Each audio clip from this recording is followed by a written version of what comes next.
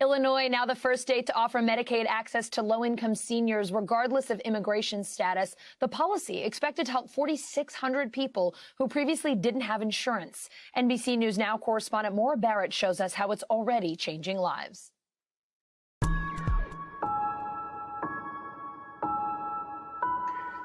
Bueno, en particular para mí significa mucho, muchísimo. Que de no ser por este programa, de no ser que por esa aseguranza, prácticamente hubiera muerto. Pero me compliqué mucho y gracias a Dios, aquí estoy. Juan is one of 2,200 people with what they call a new lease on life and a restored peace of mind for their families. Juan's daughter. There's been an impact, I think, to know in one way or another that he can pick up the phone and just call his primary care doctor. So that has been so relieving. That didn't used to be the case for Juan, who immigrated to the U.S. and was uninsured. But now, Illinois is the first state to offer Medicaid access to low-income immigrant seniors, whether they're legal permanent residents or undocumented.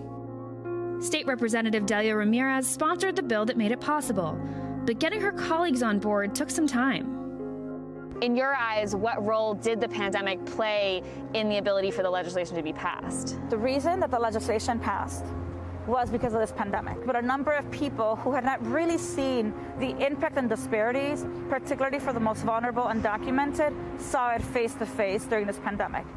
They saw that seniors were dying.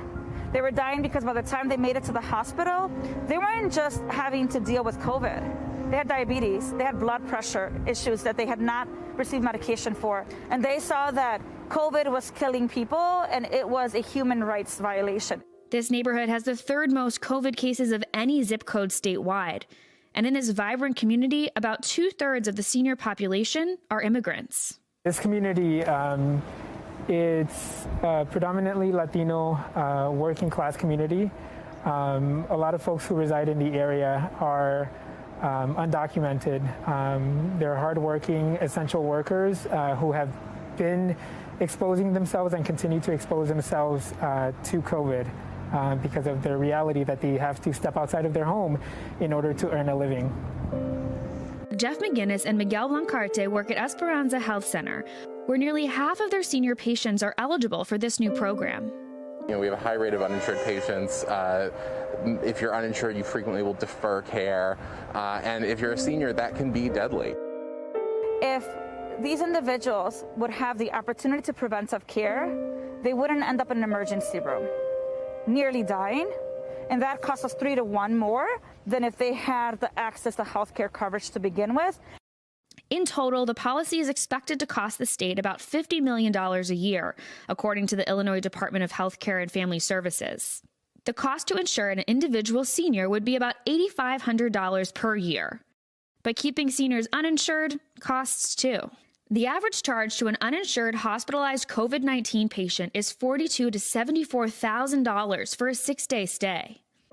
I think that it is more critical than ever that people come out of the shadows and get the care that they need. So concerns about privacy, especially around immigration status, have always been something that we're very sensitive to. And you know, as a result, we don't collect or maintain any information on our patients with respect to their immigration status. While Illinois is the first state to successfully pass this type of policy, it's certainly not the only state to try.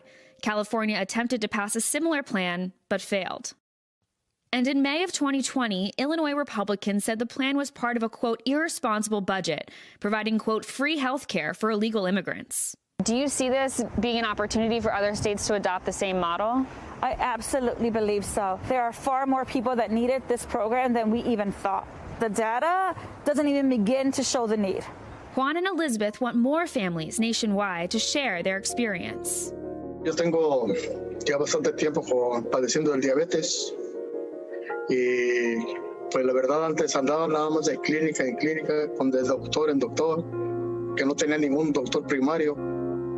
Y ahora gracias a esta cobertura médica, gracias a esta aseguranza, tengo todo a mi alcance.